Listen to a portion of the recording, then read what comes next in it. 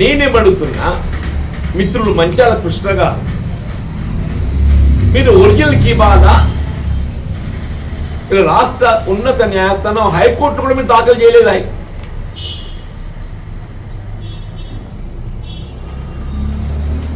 High court దాఖలు చేయలేదు, division bench కూడా దాఖలు చేయలేదు. Writ appeal number 1650 and 1664, writ appeal number 1650 and 1654. This is division bench judgement. ఇది పోయింది, ఆయన పోయింది, మంచాల కృష్ణ గారు పోయింది. మీరు ఆ కిబాదా ఒరిజినల్, ఇప్పుడు ఈ ఆస్తి కోసం నేను కొట్లాడుతున్నాను. కోర్టులో నేను ఈ కేసు గెలవాలి.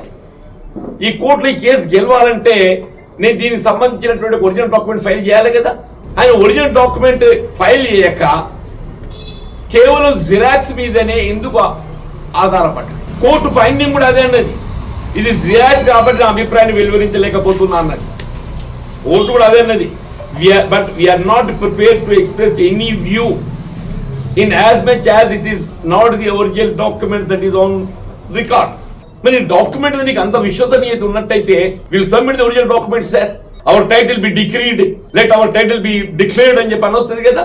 వాళ్ళు ఎంతవరకు పొసెషన్ మీద ఆధారపడ్డారు, వాళ్ళ పొసెషన్ డిస్టర్బ్ కావాలి.